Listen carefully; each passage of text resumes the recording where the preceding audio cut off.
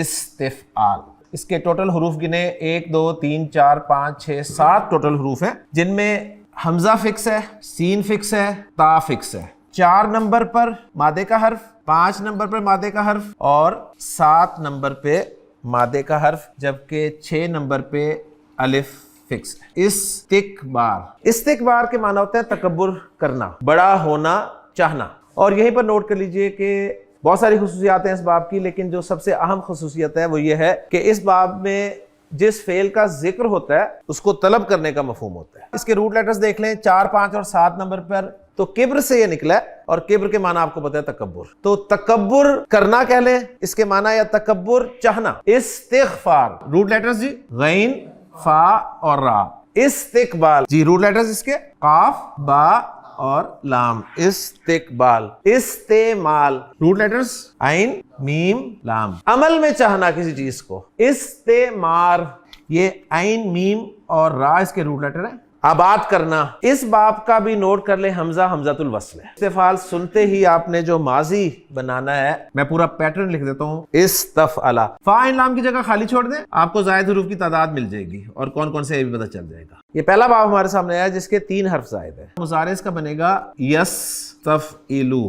یستفعلو. لے جی خالی جگہ میں نے مادے کے لیے رکھ دیا ہے. استکبر یستکبرو. استکبر یستکبرو استکبارن. استکبر استکبرا استکبرو استکبرت استکبرتا استکبرنا استکبرتا استکبرتما استکبرتم استکبرتی استکبرتما استکبرتن استکبرتو استکبرنا. یستکبرو یستکبرانی یستکبرون. تستکبرو تستکبرانی یستکبرنا. تستکبرو تستکبرانی تستکبرون تستکبرین تستکبرانی تستکبرنا. استکبرو نستکبرو. ان الذین, انا تاکید کے لیے آتا ہے, جملہ اسمیہ کے شروع میں آتا ہے, تو اس کا مطلب ہے جملہ اسمیہ بن رہا ہے. جملہ اسمیہ کا پہلا جز مبتدا ہوتا ہے, مبتدا معرفہ ہوتا ہے, مرفوع ہوتا ہے. الذین اسم موصول ہے, اور اسم موصول معرفہ ہوتا ہے اور مبنی ہوتا ہے. مبنی ہے تو جہاں مرضی فٹ کر لیں, گویا اسم موصول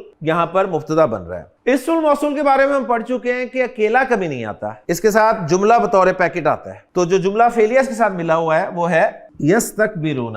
تو استکبرا یستکبرو, یستکبرو سے یستکبرون, ٹھیک, جو تکبر چاہتے ہیں یا جو تکبر کرتے ہیں. اور ہمیں پتہ ہے کہ جب بھی ہم جملے کو کسی کے ساتھ جوڑتے ہیں تو اس میں ہک ہونا چاہیے. آپ اس جملے کو اس الذین کے ساتھ جوڑ رہے ہیں تو ہک جو ہے وہ عام طور پہ ضمیر ہوتی ہے. وہ ضمیر واو کی ہے, یہاں پہ جمع مذکر کی ضمیر ہے. الذین جمع مذکر ہے نہیں, ہک فٹ ہو گیا. ان عبادتی. عبادتی کون سا مرکب ہے؟ مرکب اضافی. ماشاءاللہ. میری عبادت. ان حرف جر, ان کے معنی ہوتے ہیں سے. تو الذین یستکبرون عن عبادتی, جو تکبر کرتے ہیں میری عبادت سے, یعنی مجھ سے مانگنے سے. الذین اس میں موصول اپنے صلے کے ساتھ, یہ پورا صلہ بن گیا نا, یہ سارا حصہ جو ہے یہ بن گیا مبتدا. آگے چاہیے خبر. جو ہماری عبادت سے استکبار کرتے ہیں وہ کیا ہیں, ان کے بارے میں خبر دی گئی. سیدخلون.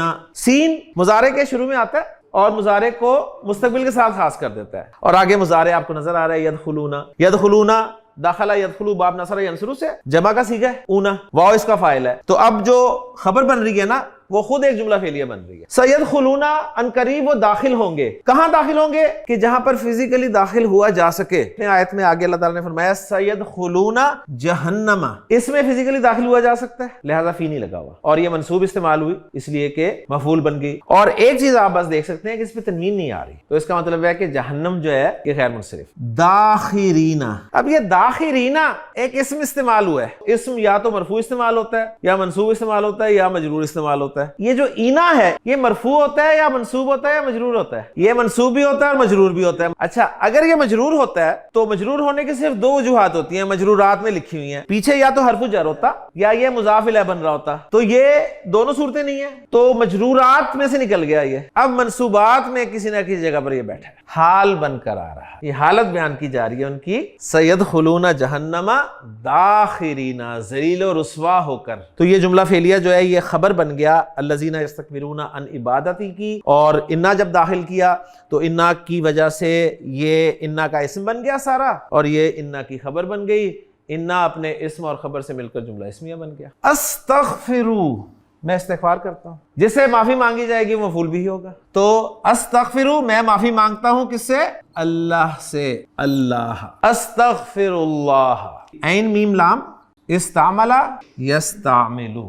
استعملہ اس نے استعمال کیا. اب ہم کہنا چاہتے ہیں کہ اس کو استعمال کیا گیا. پہلے میں کاپی کروں گا اس کو, مضارع بھی کاپی کر لیتا ہوں ساتھ ہی. ماضی مجہول بنانا سٹیپ نمبر 1, آخری کو چھیڑنا نہیں ہے, پچھلے کو چھوڑنا نہیں. کیا کرنا ہے؟ زیر دینی ہے. زیر دے دیجیے. باقی جو حرکتیں ہیں وہ حرکتیں پیش حرکتوں سے بدل دینی ہے. استعملہ اس کو استعمال کیا گیا. یستعمل وہ استعمال کرتا ہے, وہ استعمال کرے گا. اس کا پیسو وائس بنانا ہے. آخری کو چھیڑنا نہیں, پچھلے کو چھوڑنا نہیں, زبر لگانی ہے. باقی علامت مضارع کو صرف پیش سے بدل دینا ہے. یستعملو مجہول بن گیا. اب ہم فعل امر بناتے ہیں.